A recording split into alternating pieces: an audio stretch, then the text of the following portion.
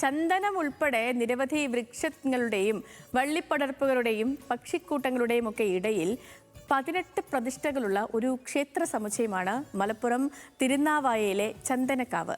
നാരായണീയം രചയിതാവായ മേൽപ്പത്തൂർ നാരായണ ഭട്ടതിരിപ്പാട് ഉപാസിച്ചിരുന്ന തിരുനാവായ ചന്ദനക്കാവ് ഭഗവതി ക്ഷേത്രം വിശ്വാസികളുടെയും പ്രകൃതി സ്നേഹികളുടെയും മനം നിറയ്ക്കുന്ന ഒരു ഇടം കൂടിയാണ്. കാണാം ദൈവമേ കേട്ടുള്ള.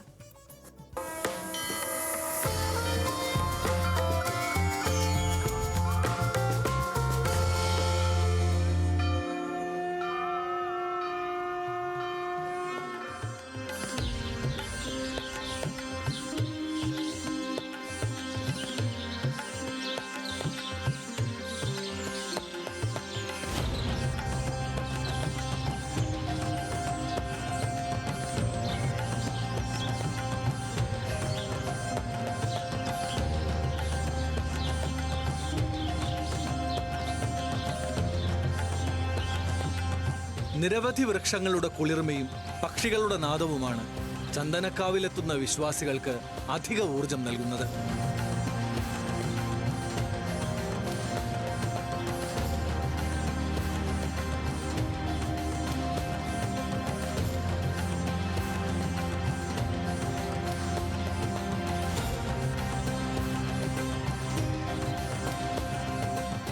വിഷ്ണുവും ഭഗവതിയും ഗണപതിയും ഉൾപ്പെടെ 18 ദേവതകളുണ്ട് കുളിർമ നൽകുന്ന ഈ വൃക്ഷക്കൂട്ടങ്ങൾക്കിടയിൽ.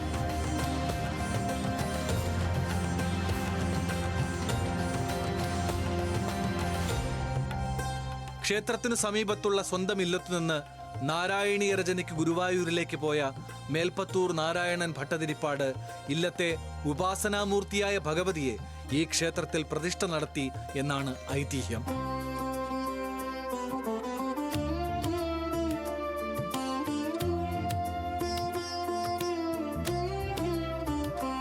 ചന്ദനക്കാവ് എന്ന് പറഞ്ഞാൽ ഒരു ക്ഷേത്രം മാത്രമല്ല, ക്ഷേത്ര സമുച്ചയമാണ്. എന്താണെന്ന് വെച്ചാൽ ഒരു 18ഓളം പ്രതിഷ്ഠകളുണ്ട്.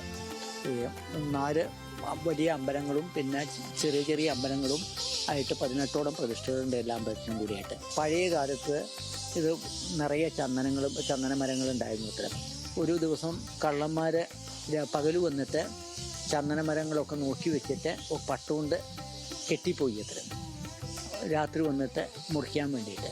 പിന്നെ രാത്രി വന്ന് നോക്കുമ്പോൾ എല്ലാ മരങ്ങളും പട്ടുകൊണ്ട് കെട്ടിയിരിക്കുന്നുണ്ട്. അങ്ങനെ അവർക്ക് അത് മുറിക്കാൻ പറ്റിയില്ല, അങ്ങനെ പറയുന്നത് കേട്ടിട്ടുണ്ട്.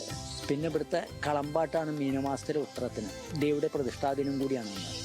കളമ്പാട്ട് കൂറിടുന്ന ആ മേൽപ്പത്തൂരായിട്ടുള്ള ബന്ധം ഇപ്പോഴും തന്നെ നിലനിൽക്കുന്നത്. കളമ്പാട്ട് കൂറിടുമ്പോൾ ഇവിടെ കൂറിടുന്നതിന് മുന്നോടിയായിട്ട് മേൽപ്പത്തൂർ ഇല്ലപ്പറമ്പ് പോയിട്ട് മച്ചിൻ്റെ സ്ഥാനത്ത് ചന്ദനക്കാവിൽ അമ്മയ്ക്ക് വെള്ളരി പൂജ ചെയ്ത് കൊടുത്തു വന്നിട്ട് ഇവിടെ പാട്ട് കൂറിടലുള്ളൂ. അത് കാലാകാലങ്ങളായിട്ട് അനുവർത്തിച്ചു വരുന്ന സമ്പ്രദായമാണ്.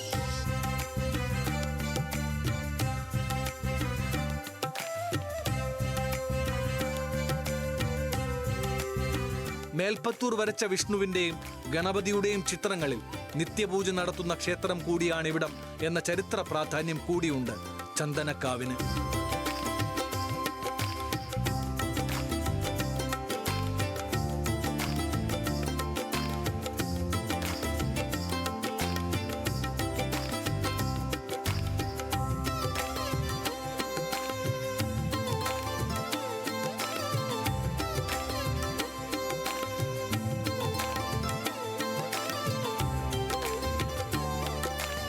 ഒരു വിശ്വാസിയെ സംബന്ധിച്ചിടത്തോളം ചന്ദനക്കാവിലെത്തിയാൽ എല്ലാ മൂർത്തികളെയും ഒരുമിച്ച് തൊഴാമെന്നും അതിലൂടെ സംതൃപ്തരായി മടങ്ങാമെന്നതും അവർക്ക് ലഭിക്കുന്ന വലിയൊരു അനുഗ്രഹം കൂടിയാണ്.